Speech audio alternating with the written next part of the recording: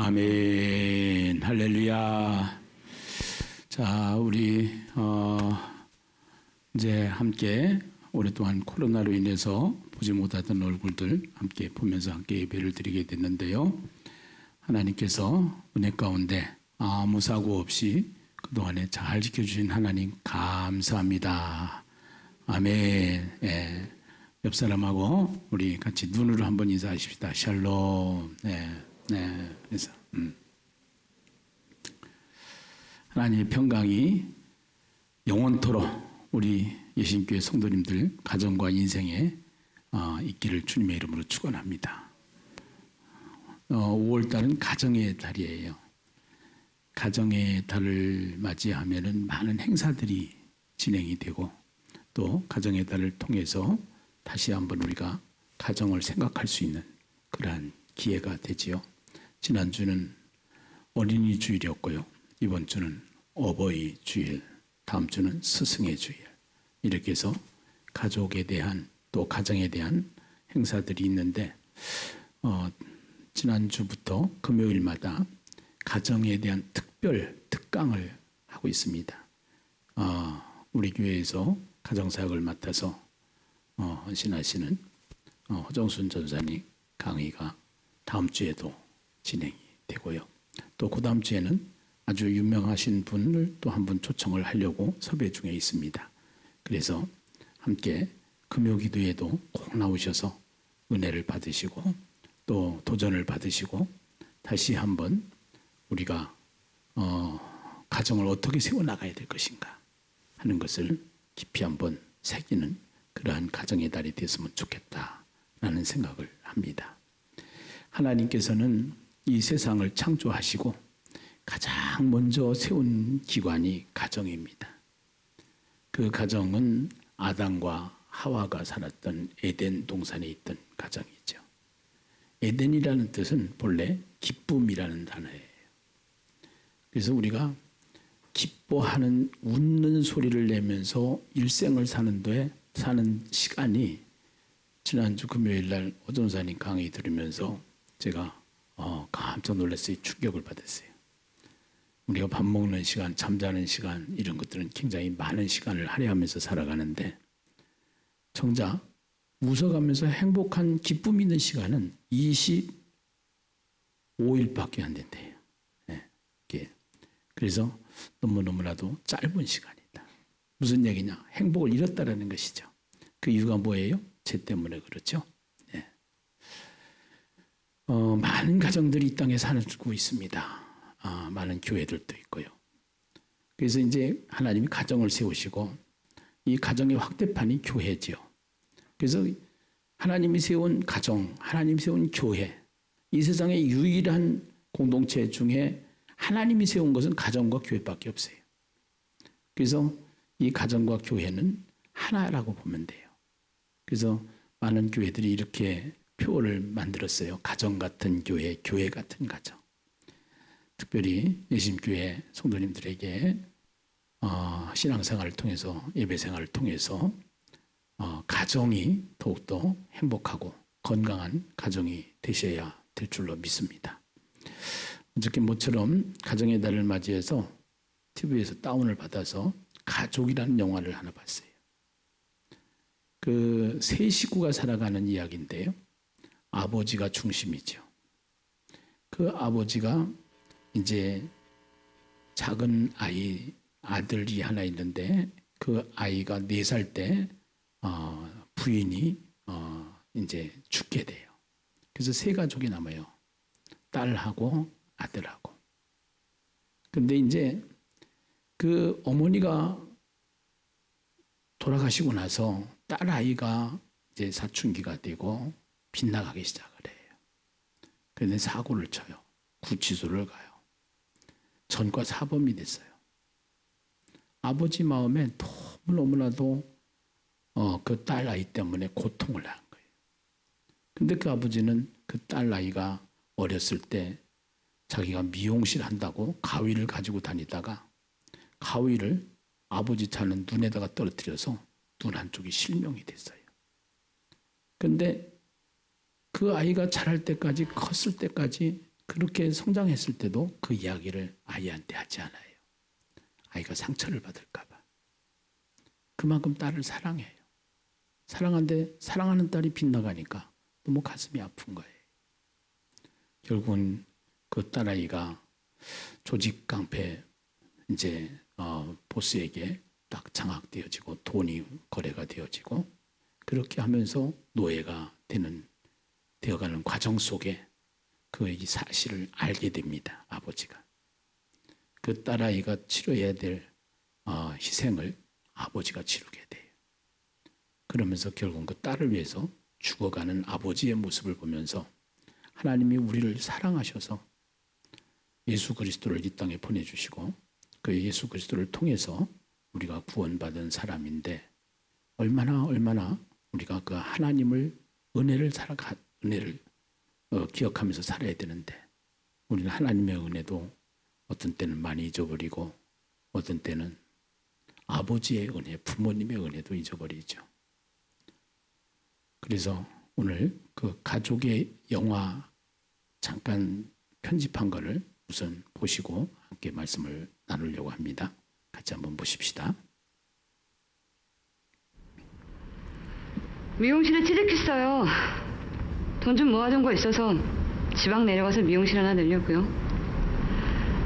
서울에선 그래도 지방에선 쉽게 낼 수 있어요. 전화번호 적어놓을 테니까 언제 한번 오세요. 언제 나갈 거야? 3년 만에 보는데 할 얘기가 그거밖에 없어요? 휴일에 종환이 교회에서 놀러 가니까 그때 나가.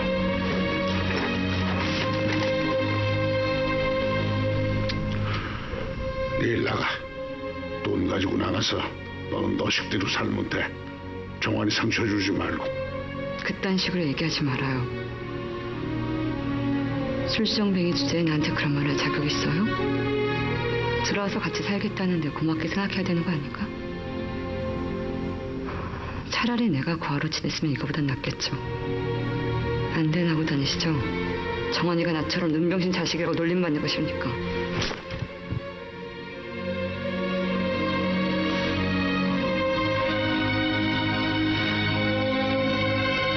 세문제예요. 아버지 눈만 안 다쳤어도 이렇게까지 고생하며 살진 않았잖아. 경찰 일 그만두지도 않았을 테고. 눈핑계 될 거면 경찰 일 시작도 못했겠죠. 경찰 학교에서 눈 다친 사람 뽑지도 않았고 학교에서 다친 게 아니야. 아버지의 친구인데 의사예요. 그분이 사실은 넌 4살 때 그 4살 때 가위 아버지가 말을 사건을 놓았었잖아. 알려줘요.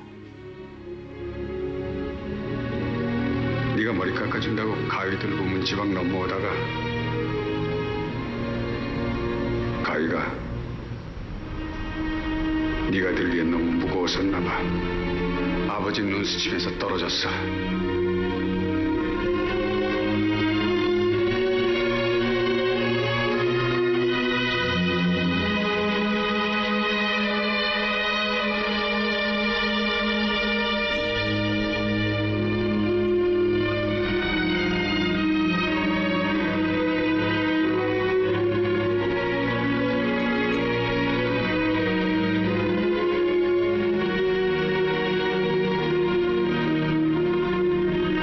나중에는 이제 회복되어져서 아버지의 수염을 깎아주는 딸의 장면을 보게 됩니다.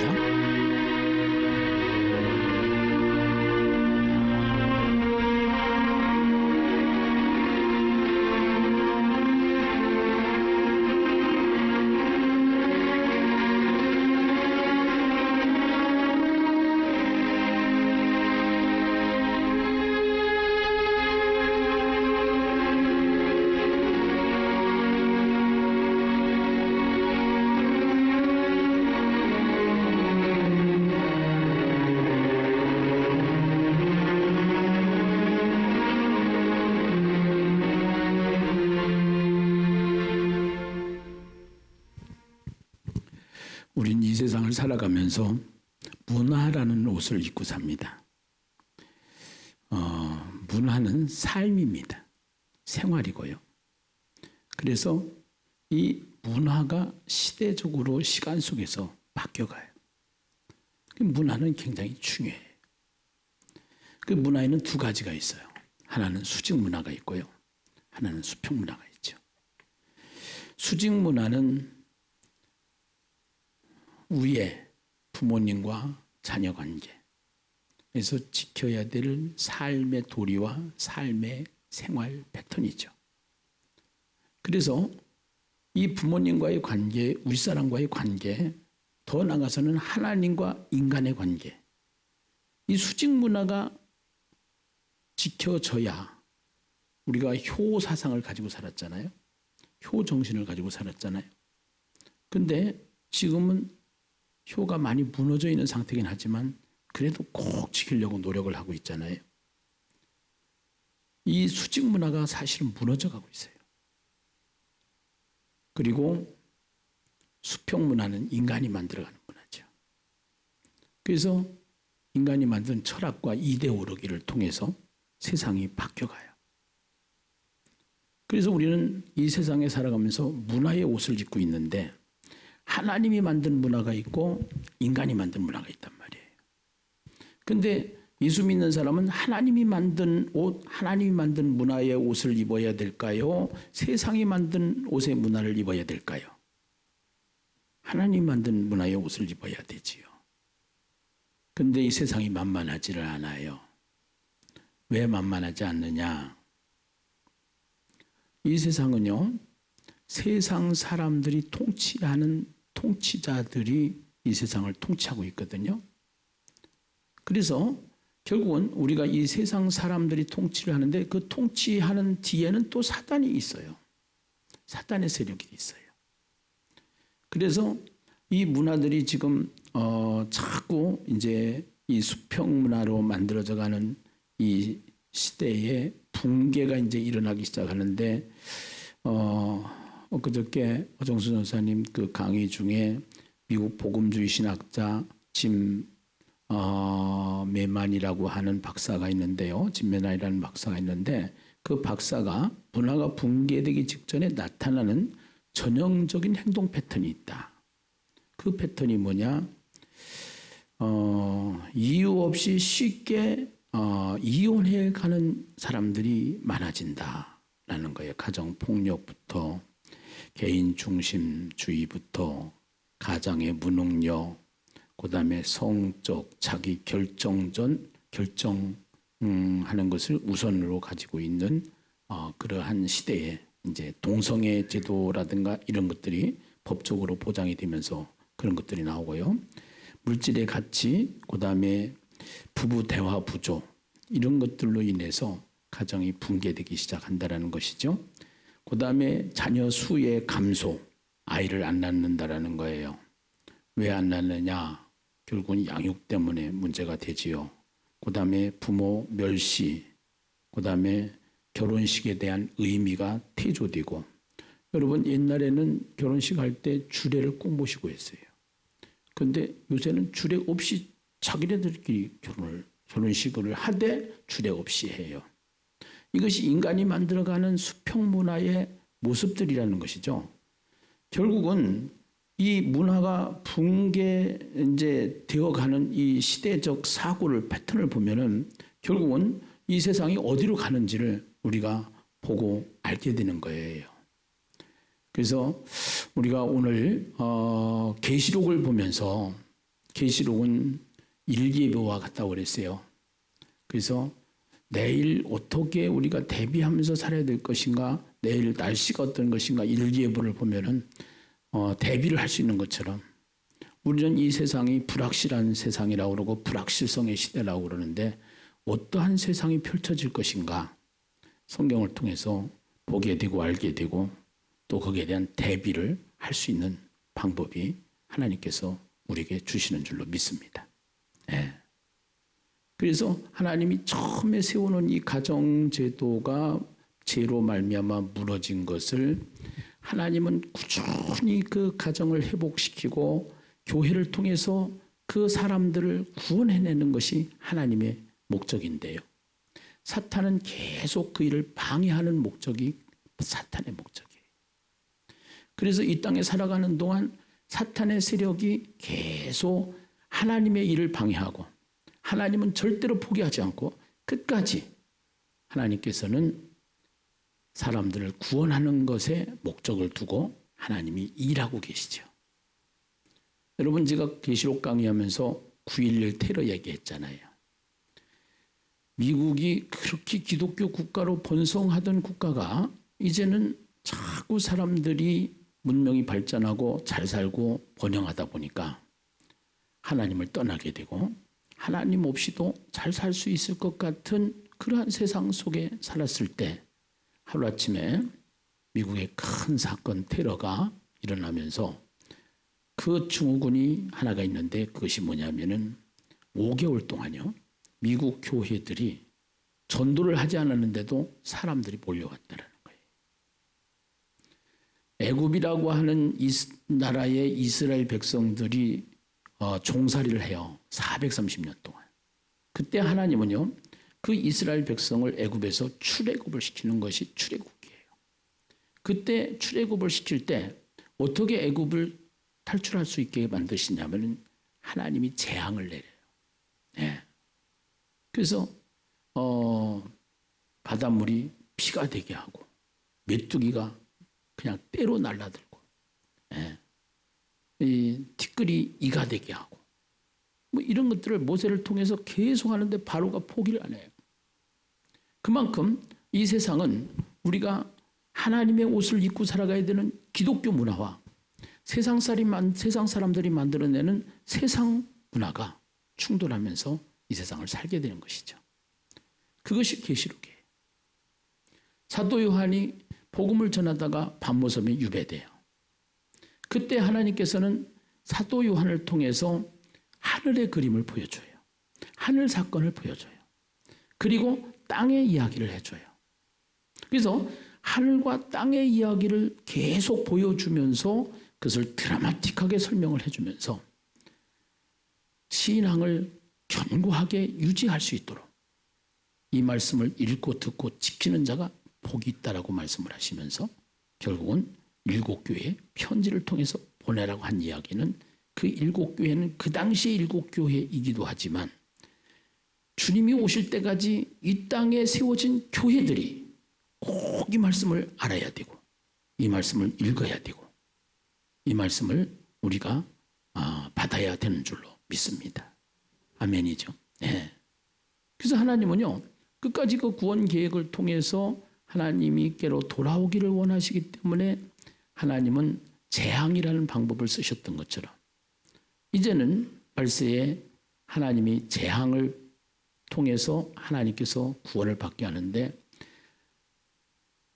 첫 번째 인재앙, 나팔재앙, 대접재앙에서 4번째까지는 자연재해를 통해서 하나님께서 그림을 우리에게 보여주시고 5번째, 6번째 재앙은 사단을 통해서 사상이나 통치나 이러한 것들을 통해서 정신적인 문제를 통해서 하나님이 그 재앙의 시리즈를 우리에게 설명해 주고 계셔요. 그래서 이 인재앙을 통해서 전체 그림을 보여주셨다고 그러면은 나팔재앙을 통해서는 어떻게 시작이 돼서 어떻게 끝나는지를 우리에게 보여주시는 것이죠.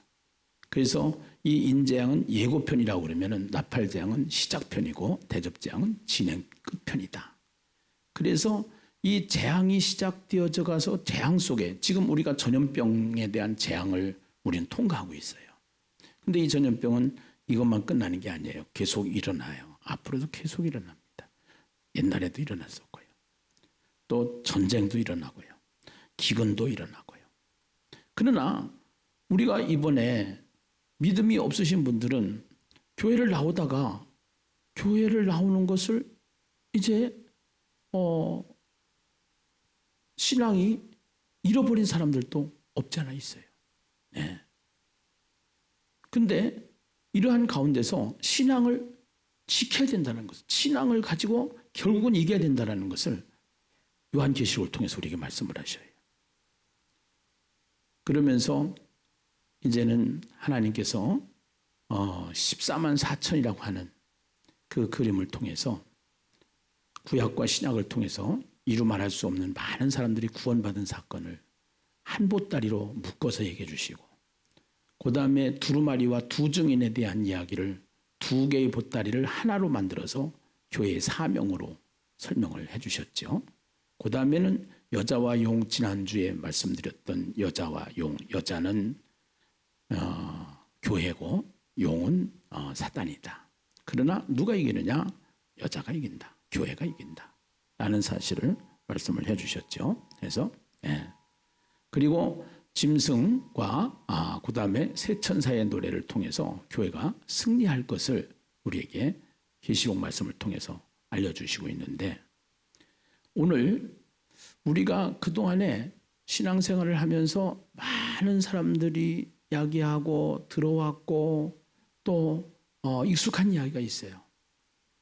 666 들어보셨어요? 보셨어요? 보셨죠? 666. 그거는 짐승의 표라는 거예요. 받으면 된대요? 안 된대요? 안 된대요. 그러면서 그 666이 짐승의 표이기 때문에 받으면 안 된다. 이거 받으면 지옥 간다. 이제 이러는 거예요. 근데 그 666이 뭐냐? 그 666이 짐승의 표인데 우리가 가지고 있는 신용카드다. 이렇게 주장하는 사람들이 있었어요. 또 지금은 베리칩이라는 게 있어요. 그 베리칩만 딱 내 이마에다 넣든지 사람 몸속에다 넣으면은 뭐든지 다 물건도 사고 팔 수 있고 모든 것이 다 거기서 통과가 될 수 있도록 이렇게 만들어진 칩이에요. 그 칩 하나만 넣으면 모든 세상을 살아가는데 굉장히 편리해요. 그 666은 베리칩이다. 이런 사람들이 있었어요. 또 로마 시대는 네로가 666이다. 이래 가면서 그 666을 풀어서 666에 대한 설명을 많이 했습니다. 오늘 우리가 이 666은 짐승의 표니 받으면 안 된다고 그러는데, 이 짐승의 표 666이 뭔지를 먼저 이해를 하셔야 돼요. 그래서 오늘 굉장히 중요한 설교예요. 처음 교회 나오신 분들은 아마도 생소한 이야기지만 교회를 다니신 분들한테는 너무너무나도 익숙한 이야기죠. 13장을 우리 한번 보시겠습니다. 요한계시록 13장에 1절을 같이 보세요. 함께 읽어봐요. 자, 1절 같이 읽어보세요. 시작. 내가 보니 바다에서 한 짐승이 나오는데 뿔이 10이요 머리가 7이라. 그 뿔에는 10 왕관이 있고 그 머리들에는 신성모독하는 이름들이 있더라. 바다에서 한 짐승이 나왔대요. 바다에서 나온 한 짐승이 있어요. 또 한 짐승은요, 땅에서 나온 짐승이 있는데 11절이에요. 11절을 같이 읽어보세요. 함께 읽어봐요. 시작. 내가 봄에 또 다른 짐승이 땅에서 올라오니 어린 양같이 두 뿔이 있고 용처럼 말을 하더라. 어디서 나온 짐승이요? 땅에서 나온 짐승. 바다에서 나온 짐승은 뭐고 땅에서 나온 짐승은 뭘까? 여기에 대한 이해가 우리가 필요해요. 오늘 결론적으로 말씀을 드리면요, 바다에서 나온 짐승은요, 타락한 정치 지도자들을 말하는 것이고요, 땅에서 나온 짐승은 타락한 종교 지도자들을 말하는 거예요. 자, 우선은요, 이 타락한 정치 지도자들이라고 할 수 있는 내용의 모습이 우선 신성 모독이라고 하는 단어를 1절에서는 사용하고요. 2절을 읽어보시면은 내가 본 짐승은 표범과 비슷하고 그 발은 곰의 발 같고 그 입은 사자의 입 같은데 용이 자기의 능력과 보좌와 큰 권세를 그에게 주었더라. 뭐를 주었더라? 권세를 주었더라. 그 다음에 용이 짐승에게 무엇을 주므로 4절을 보면은요, 용이 짐승에게 권세를 주므로. 7절에 보니까요, 그도 권세를 받아 성도들과 싸워 이기게 되고 각 족속과 백성과 방언과 나라를 다스리는 권세를 받으니. 오늘 여기에 권세라는 단어입니다. 여러분, 세상에 권력을 가지면은 당연히 가지고 있는 게 있어요. 권세. 그래서 세상 정치 지도자들, 권력가들, 권력을 가지면은 거기에는 권세가 붙게 돼 있습니다. 결국은요, 오늘 우리가 이 세상을 살아가면서 가장 하이클래스에 있는 분야가 어디냐 하면은 정치 분야예요. 그러니까 여러분들 보세요. 방송에 어나운서 하다가 국회의원 나가요. 검사, 판사 하다가 국회의원 나가요. 거기서 기회가 되면요, 대통령 하려고 그래요. 왜 그래요? 권세가 있기 때문에. 그리고 세상의 이슈, 세상의 하이라이트가 항상 우리는 대통령에게 맞춰져 있어요.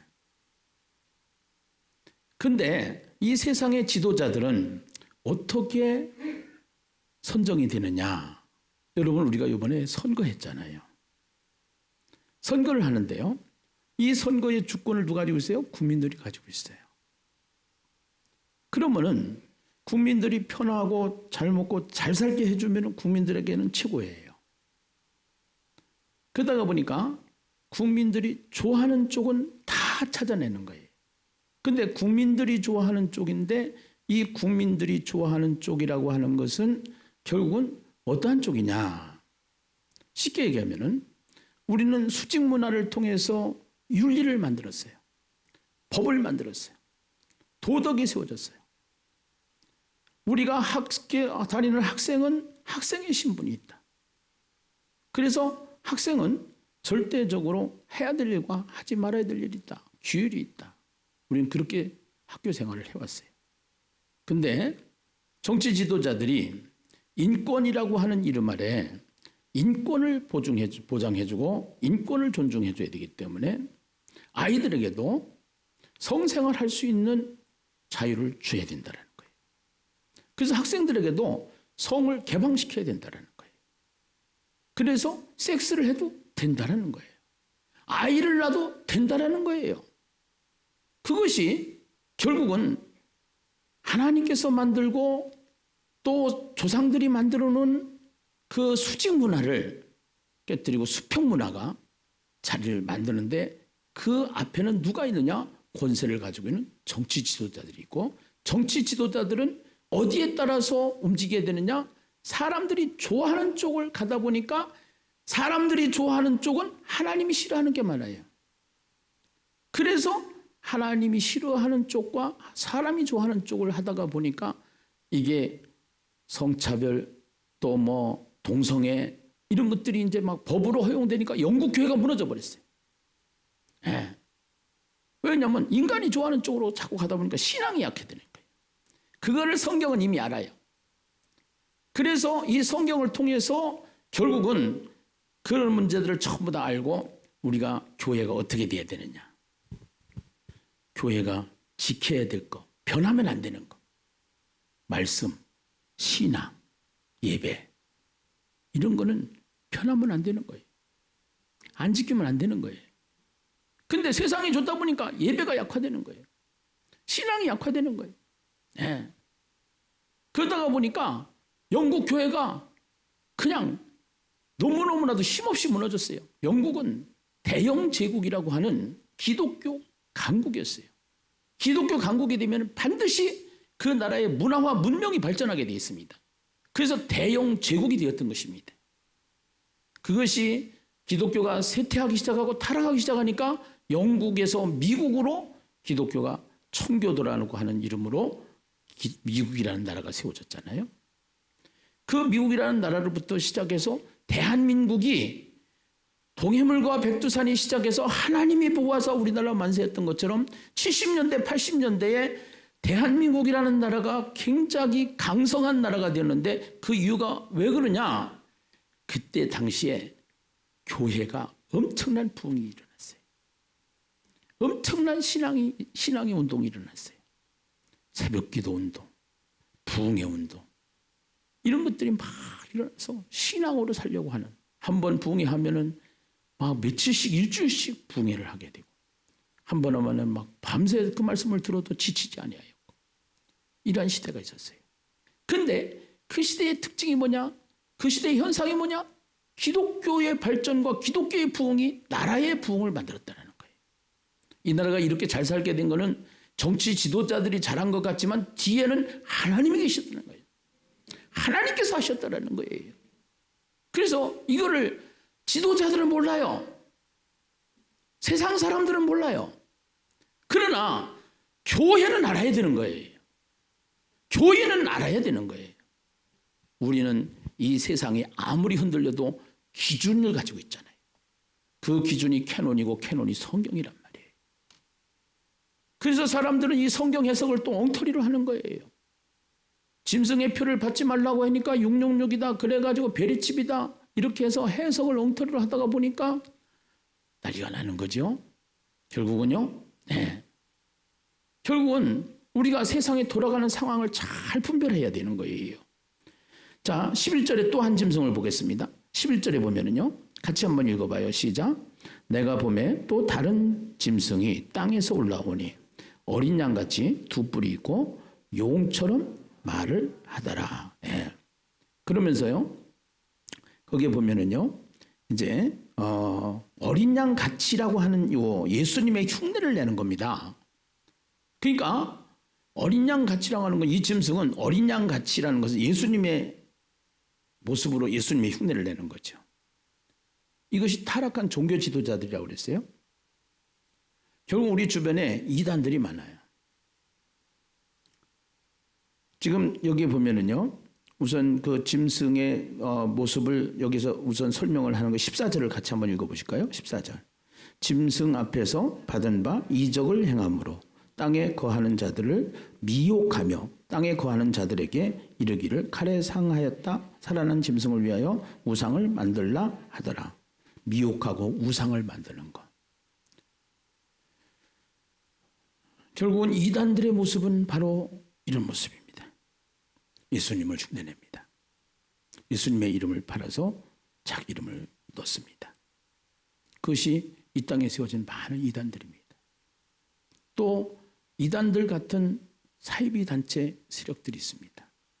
제가 얘기하는 예수 증인회, 또 프리메이슨, 일루미나티 이런 세력들을 가만히 보면은요. 결국은 그들의 궁극적인 목적은 뭐냐면 단일 정부를 만드는 거예요. 이 세상의 인구를 10분의 1로 줄이는 거예요. 그리고 한 통치를 할 수 있도록 만들어가는 거예요. 그들의 음모와 계획이죠. 사실은요. 이런 것들이 우리가 살아가는 이 세상 속에서 계속적으로 일어나고 있는 현실이다라는 말이에요. 그래서 이 짐승의 표를 받으면 안 된다라는 거예요. 세상에 끌려가면 안 된다라는 것이죠. 우리가 지켜야 될 진리는 바로 진리를 세워서 진리의 말씀을 따라서 우리가 세워 나가야 될 줄로 믿습니다. 그래서 거기 18절을 한번 보겠습니다. 17절을 보겠습니다. 17절, 18절 같이 읽겠습니다. 함께 읽어요. 시작. 누구든지 이 표를 가진 자에게는 매매를 못하게 하니 이 표는 곧 짐승의 이름이나 그 이름의 수라. 지혜가 여기 있으니 총명한 자는 그 짐승의 수를 세어보라. 그것은 사람의 수니 그의 수는 666이니라. 예.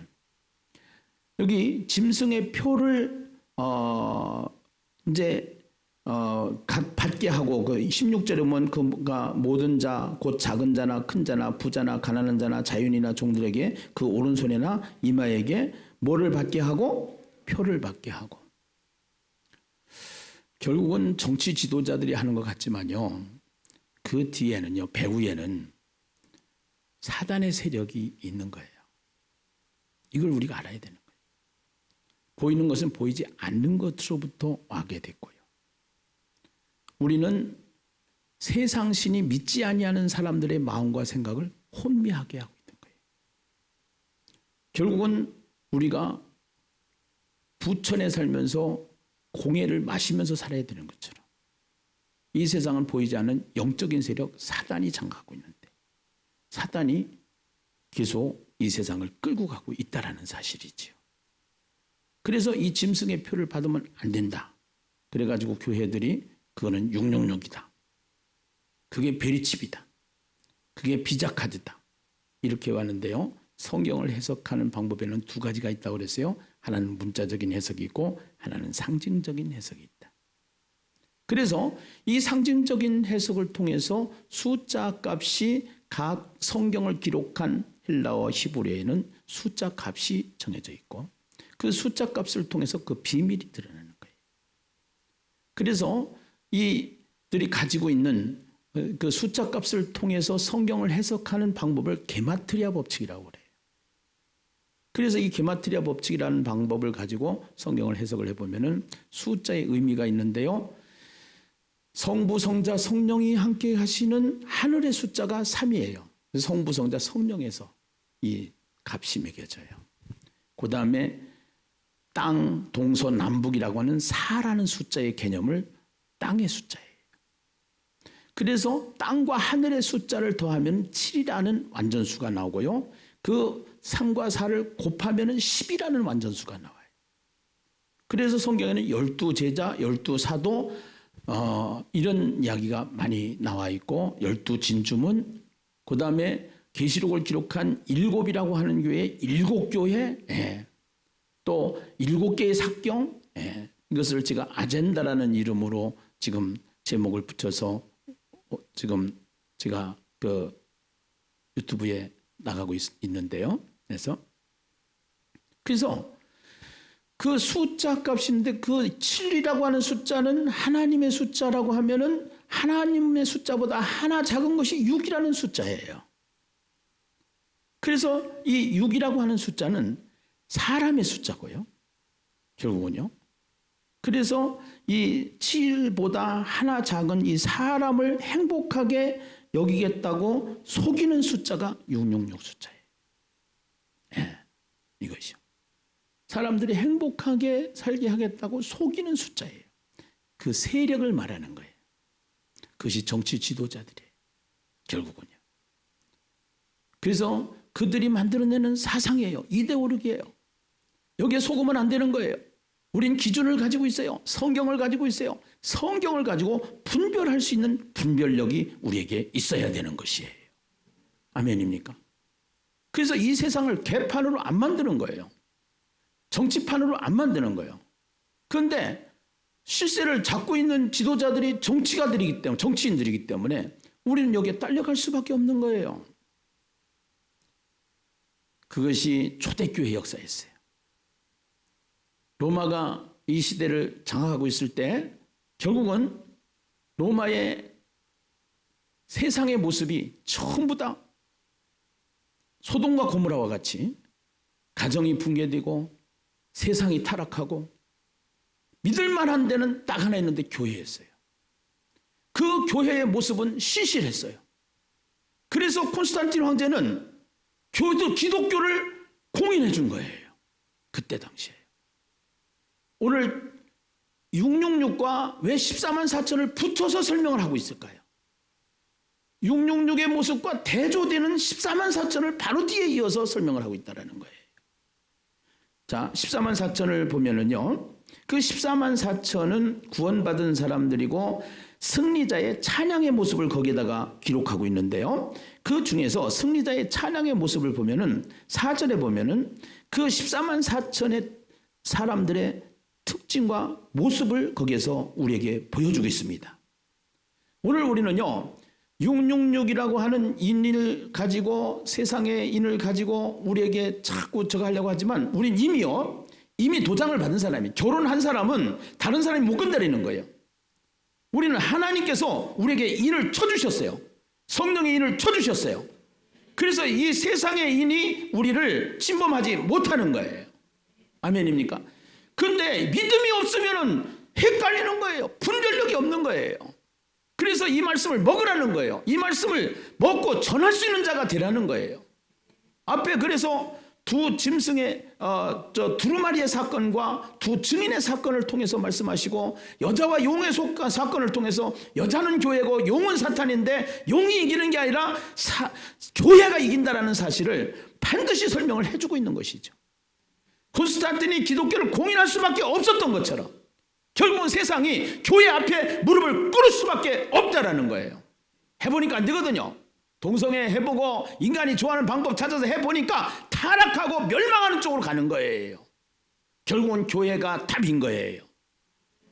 얼마나 우리가 위대한 사람들인지를 성경을 보면 볼수록 우리의 정체성을 발견하게 되는 줄로 믿습니다. 할렐루야. 예. 그래서 그 14만 4천 무리를 보면은요, 첫째는 4절에 보니까 여자와 더불어 더럽히지 아니하고 순결한 자라는 겁니다. 여러분, 이번 주에 우리가 민수기 강해를 했어요. 지난주에 레위기를 했어요. 모세오경 중에서 앞으로 여러분들이 이제 성경을 많이 배우게 될 텐데요. 우리가요, 세상도 지식이 없으면 무식하다고 그래요. 세상에 무식하면 괜찮아요. 세상은 영원한 나라가 아니에요. 잠시 세상에 우리가 살다가 우리는 영원한 나라로 가게 되는데, 영원한 나라의 그 지식으로 무식하면 안 돼요. 그것이 성경인 줄로 믿습니다. 할렐루야. 예. 그래서 예신교회를 다니는 분들한테 무식한 사람을 만들고 싶지 않은 거예요. 어떻게라도 예신교회 성도들에게 성경이 원하는 하나님의 교회를 세워주고 싶은 거예요. 그것 때문에 늦게 부름을 받았지만 저는 항상 제가 엔진이 새 거라서 이렇게 열정이 많다고 저 혼자 위로하면서 고백하는 내용이 있는데요. 예. 그 불타는 마음이 있어요. 예. 불타는 마음, 제 안에는요. 예. 그래서 나이는 숫자다. 예. 항상 청춘입니다. 그렇게 하면서 진짜 아름다운 교회, 행복한 교회, 주님이 원하는 교회를 세워야 될 줄로 믿습니다. 세 가지의 특징인데, 여자와 더불어 더럽히지 아니하고 순결한 자라, 거룩한 자라. 예배가 거룩해야 돼요. 여러분, 제사 지내는 거 한번 보세요. 얼마나 거룩하게 지내는지 몰라요. 그런데 우리는 그렇지 않아요. 너무 잘못되어 있어요. 삶이 예배해야 돼요. 성품이 우리가 아름다워야 돼요. 예수 안 믿는 사람 뭐 달라야 돼요. 그런데 성품이 개떡 같아요. 정말 이게 왜 그러냐라는 거예요. 그래서 세상이 인정을 안 해요. 교회를 인정을 안 해요. 오히려 세상이 교회를 걱정하는 시대에 우리가 살고 있어요. 이렇게 살면은 되겠어요? 안 되겠죠? 두 번째는 어린 양이 어디로 인도하든지 따라가는 자예요. 예수 따라가며 복음 증거하며 찬양은 잘해요. 근데 예수가 없다라는 게 문제예요. 열받으면 예수가 없어요.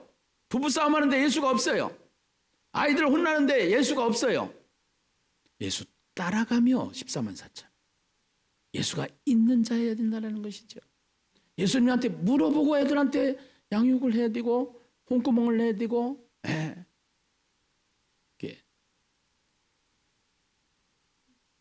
우리나라 사람들이 흥한 이유가 있어요. 왜 흥했느냐? 모르시죠? 욕도 잘해요, 잘하는데. 그런데요, 우린 옛날에 코를 많이 흘렸어요. 그래가지고 코를 여기 닦아가지고 여기가 코가 묻어가지고 그런 기억들이 다 있죠. 그때 부모님들이 흥해라 그랬어요. 흥해라. 예, 코를 풀 때 흥해라. 그래, 흥했대요.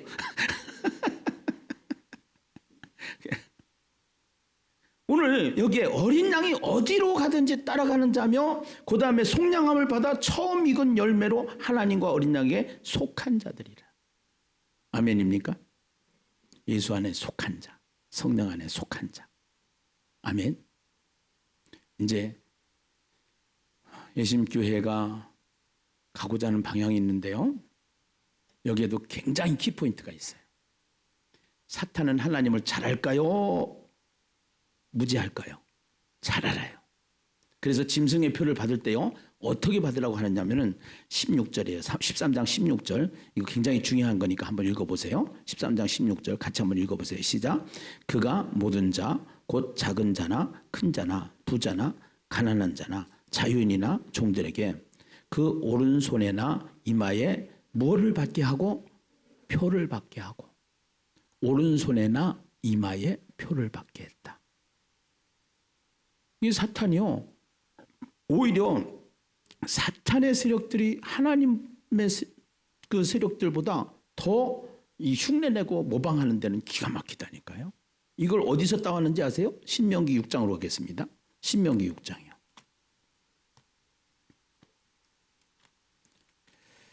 신명기 6장입니다.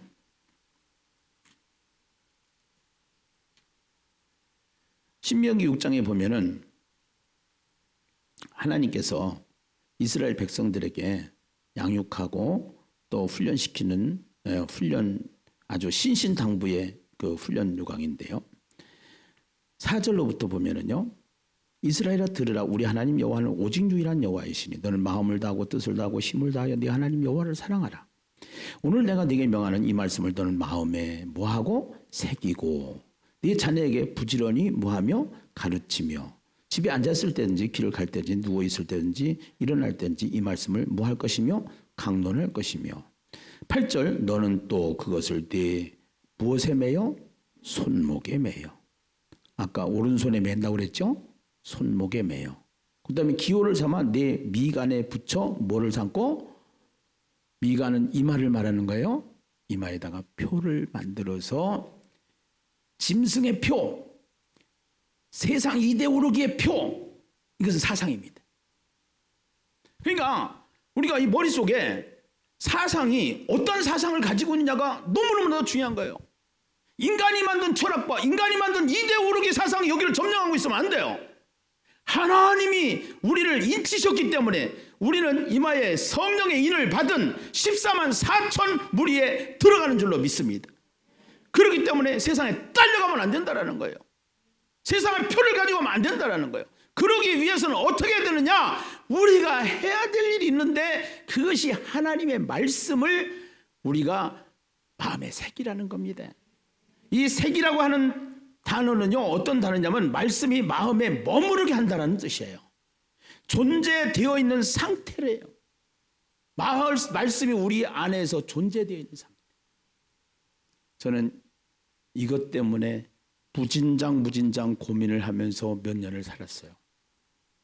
그리고 예신교회 성도님들이 좀 괴로운 시절이 좀 있던 것이 왜 그러냐면은 목사님이 이거를 통해서 정말로 하나님이 주신 이 신앙 시스템, 양육 시스템을 만들려고 하다 보니까 이렇게도 해보고 저렇게도 해보고 그래서 셀라 통삼도 해보고 대화체 통삼은 내가 이야기만 했지만 소개는 안 했고 왜냐면 하도 이제 이것도 했다 저것도 했다 그런다고 그래가지고서 내가 그 소스를 받아가지고 내가 살짝 숨겨놨다가 이제는 때가 됐어요.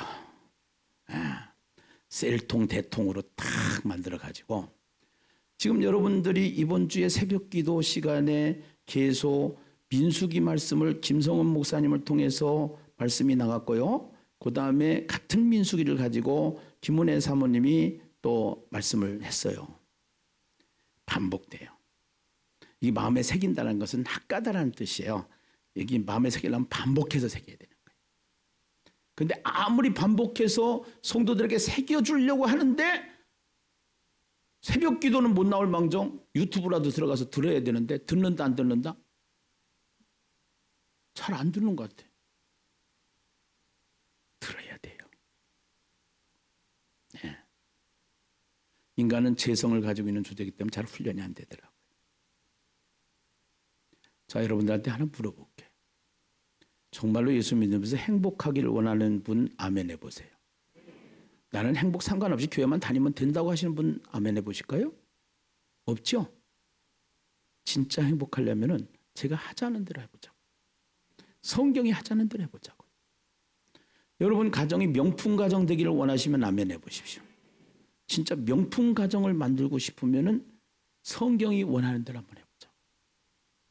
짐승의 표를 마음에 새기는 게 아니고요. 하나님의 말씀을 새겨야 되는 거예요. 말씀을 새기는 방법은 반복해서 새기는 방법. 지금 교육자들은 그룹을 통해서 이 말씀을 이번에 민수기를 쫙 해서 1장부터 끝까지 다 하면서 2시간씩 모여가지고 민수기 일주일 동안 읽고 만난 하나님을 나누는데요. 그 시간이요. 얼마나 해피한지 몰라요. 앞으로 이제 코로나 끝나고 6월 달에 뉴 데이 뉴 스타트. 새로운 날 새롭게 우리가 한번 시작하자. 새로운 날이 시작됩니다. 새롭게 시작합시다.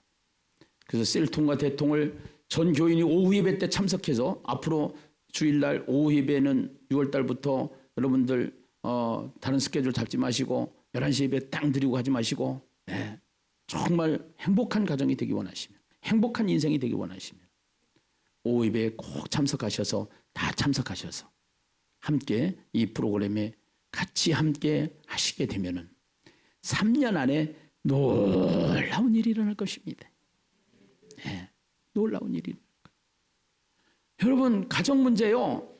윤리적으로 한대요. 공부해서 한대요. 이게 세상 방법으로 안 된다니까요. 하나님이 하셔야 된다니까요. 명품 가정을 세울 수가 있는 거예요. 여러분 이 나라의 애국자는 다른 사람의 애국자가 아니에요. 신앙생활 잘해서 주님이 원하는 교회를 세우면 애국하는 길이에요. 아멘입니까? 여러분 정말 가정의 달을 맞이해서 이제는 우리가 정말로 하나님이 원하는 가정, 하나님이 기뻐하는 가정 다 세워나가는 예심이 되실 줄로 믿습니다.